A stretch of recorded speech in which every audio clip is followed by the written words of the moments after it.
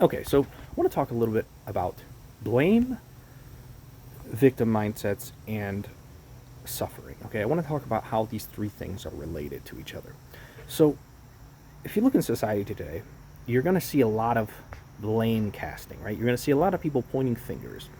And the reason that people point fingers at others is because they believe that other people are the cause of the world's problems.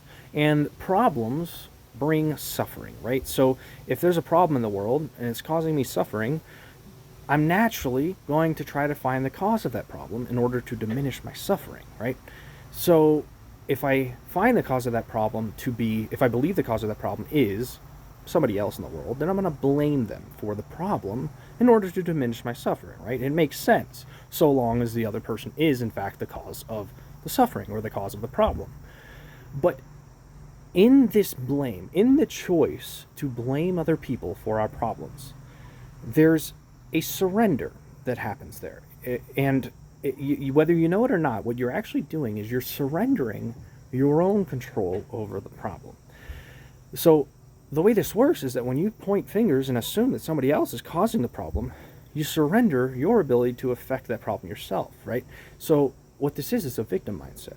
When you blame other people for your problems, you are assuming that you have no role in fixing those problems, or maybe you even assume that you had no role in causing those problems. Now, maybe you didn't have a role in causing the problems, but if you decide to blame the problems on somebody else entirely, then you kind of shirk responsibility. You shirk your responsibility that you could potentially have to solve the problems. You shirk your ability to potentially solve those problems. This is a dangerous thing because when you look at society and all of the blame casting that goes on, you'll notice that everyone kind of is blaming everybody else, right? You have Democrats blaming Republicans and vice versa. You have anti-vaxxers blaming pro-vaxxers and vice versa. You have Muslims blaming Jews and vice versa, right? You have you have everyone pointing fingers in every other direction, right? You can blame the food industry, you can blame the pharmaceutical industry, the healthcare industry, the military-industrial complex. You can blame again, Jews, Muslims, Christians. You can blame Democrats and Republicans. You can blame China. You can blame Russia. You can blame capitalists. You can blame communists. You can blame Joe Rogan for all I care, right? You can blame so many fucking people. But at the end of the day, if you don't recognize the overall pattern that everyone is blaming each other, then you're not going to see the greater victim-perpetrator cycle that's going on. And the victim-perpetrator cycle is interesting because oftentimes the perpetrator feels like a victim to the supposed victim. Okay, in other words, Iran feels like a victim to Israel, and Israel feels like a victim to Iran. And you know what? They're both fucking right. They have both been attacking each other. They have both been the perpetrators, and they've both been the victims. And so long as you refuse to see the greater victim-perpetrator pattern, the greater vicious cycle that encompasses both of them, then you're going to maintain your identity with your victim mindset. You're going to believe that you are objectively the victim and that your perpetrator is not objectively the victim. They are objectively the perpetrator, right? One man's terrorist is another man's freedom fighter. But what this does is it ignores the greater vicious cycle. It ignores the greater victim-perpetrator cycle. So what we have to realize about every perpetrator in this world is that they were a victim yesterday. Every perpetrator today was yesterday's victim. And if you do not realize this, then you may be victimized by a perpetrator and you may be inclined to become tomorrow's perpetrator, right? We want to avoid becoming perpetrators. And what that requires us to do is to kind of take a hit to the chin, right? It requires us to realize that the people who may victimize us, the perpetrators who may victimize us, were hurt people themselves, right? You've probably heard the phrase, hurt people hurt people. When you realize this, it kind of gives you one option, one out, and that out is this. You have to forgive the perpetrator. And that doesn't mean that, like, if somebody murders your wife, that you just let them out of jail and let them run around free. What it means is that you probably jail that murderer, right? Probably for life, But what it also means is that moving forward, you don't live in fear of someone else becoming a murderer and murdering your next wife, right? What it means is that what the forgiveness implies is that you don't live in fear all the time. What fear does, and fear is kind of synonymous with this victim mentality and with this blame and this suffering, is that it encourages defense mechanisms. Fear encourages fight or flight mechanisms, right? If there's a tiger, you're going to run or you're going to fight. If you fight, you're going to lose. If you run, you're going to lose. Tiger's not a very good battle. Don't get into a fight with a tiger. But let's say you're in an alley with a man that tries to rob you and you think you can take him. You're going to fight or you're going to run, right? But the thing about fight or flight mechanisms is that they actually take on a more powerful energy when you combine them with human consciousness, right? When you combine them with the innovative mind of the average human. So when a dog comes up to another dog and it's fight or flight, the dog's not going to come back and strategize against the dog and build a weapon to kill the dog, right? But humans do that, right? Our fight or flight mechanisms take on this sophisticated energy, this strategizing energy, right? We strategize against our opponent, and then the destruction increases, right? Instead of punching the perpetrator, what do? Well, we drop a nuke on them, right? Or something like that. We fuck with their economy. We put sanctions on their economy, right? Or we mess with their supply lines. Again, the fight or flight mechanisms that humans take on are much more sophisticated than typical reactionary fight or flight mechanisms. We plan things, right? We plan out of fear. And when we plan out of fear, what we are doing is we're projecting our past feelings of fear onto the future. We are projecting the past onto the future in a pessimistic manner. We're projecting the bad things that happen onto the past into the future. Again, that's called pessimism. And when we're in that pessimistic mindset, we're going to be in a victim mindset. We're going to be suffering. We're going to be blaming people. This doesn't solve anything, okay? It just keeps the cycle running. The thing about the victim mindset is that it invades or it pervades all of society's structures. Right? It invades social relationships. It invades economic relationships, right? It invades the economy. It invades governments, right? So governments collect tax dollars and they try to destroy the enemy who they feel like they're victims to, right? They try to proactively predict that Iran is going to bomb the United States with a nuke, and they try to make a nuclear deal to stop Iran from getting a nuke. And how does Iran respond? Well, of course Iran's going to try to make a nuke because they fear that we're going to nuke them, or they fear that we're going to bomb them into oblivion, right?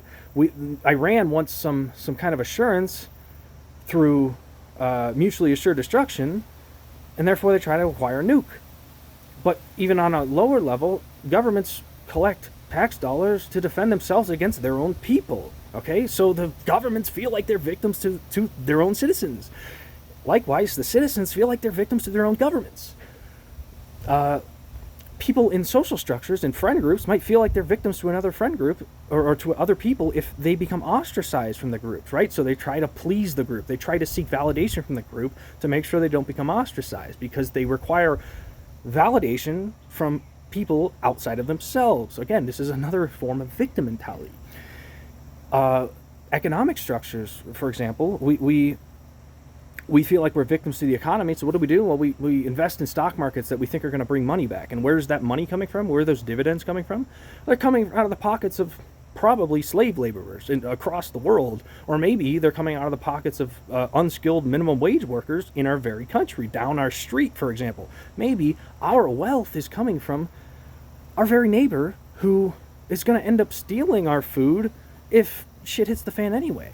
So again, when we enter this victim mindset, we get blinded by fear. And what that ends up doing is we don't see how our actions affect others and how our actions affect ourselves through others. This is not a sustainable way of living. This victim mentality will destroy everything that it enters, okay? And again, what you need to realize here is that the victim mentality works both ways. Even if you think the government is the perpetrator against you, The government officials think you are the perpetrator against the government too. That's why the Secret Service exists. That's why Trump is afraid to eat anything but fast food, because he thinks he's going to get poisoned, right? It's amazing that this victim mentality is so pervasive, and yet so few people talk about it. So few people are conscious of how it infects them, how it affects them, and I don't think it's healthy. I think we have to realize that if we are all afraid of each other, then there's no way out of that vicious cycle. If our strategy to escape the victim mindset is by blaming or taking advantage of somebody else, it's not sustainable. So what I kind of recommend, the pathway out of this, is through curiosity. Okay, what you need to do is you need to learn to be curious of the possibilities that would arise if you chose a self-empowered mindset, if you chose a creator mindset. And what that might look like is choosing to control what you identify with. It's choosing to control which thoughts you identify with, rather than letting someone else control what thoughts you identify with, rather than letting the TV tell you who to blame for the recent results of the last election, for example. In this creator mindset, in this self-empowered mindset, it doesn't necessarily operate using blame. It doesn't you don't blame yourself for your problems. What you do is you look at the past as an opportunity to learn. Even the worst crimes are looked at as an opportunity to learn. You don't say, wow, this person is so evil because they killed whoever. You say, what drove this person so mad that they were willing to kill somebody? And when you find that answer, when you realize what it is that could drive you mad enough to kill somebody, then you're getting somewhere, right? Then you are starting to realize what you should create in order to avoid those conditions for yourself and other people. I've done a lot of thinking about this, right? And what I've realized is that it is scarcity, right? We are afraid of a scarcity of physiological necessities primarily, right? Food, water, shelter, things like this. And above that, we're afraid of we're afraid of a scarcity of safety. So we fund the military-industrial complex to defend us, right? We fund the police departments, and the police departments before long are afraid of their own citizens. The governments are afraid of their own citizens before long, because again, the victim mentality invades them or pervades them too. So what we have to do is create abundance. We have to have faith in an optimistic future in order to create abundance. And what that means is we perhaps focus on the physiological foundation, right? We need to make sure everyone has food, water, and shelter. And beyond that, we have to make sure people are safe so we don't contribute to the violence. Right? We don't want to start a violent revolution against our government. We don't want to start a violent war against anybody. That doesn't solve it, right? That just keeps the victim-perpetrator cycle going. What we want to do to diminish the suffering is create abundance, okay? And that means abundance of everything on Maslow's hierarchy of needs, from physiological needs, safety, belonging. I think it's belonging, love, companionship, all the way up to self-actualization. But the self-actualization, believe it or not, is kind of fulfilled, or a lot of it can be fulfilled in providing those more foundational needs to people, in creating those foundational needs. Again, the point isn't to blame the victims here. The point is to realize that the victims were perpetrators. And when victims become perpetrators, they still feel like victims. But the only outlet they've seen for their victimhood is perpetration. And sometimes that perpetration is direct, sometimes they kill people directly, or sometimes they just become an indirect perpetrator who becomes a day trader, siphoning money out of the pockets of people who need it more than them. So, again, the victim mentality is the foundation of all suffering. If you feel like you have no control over your conditions, you're going to suffer. That is, you will suffer.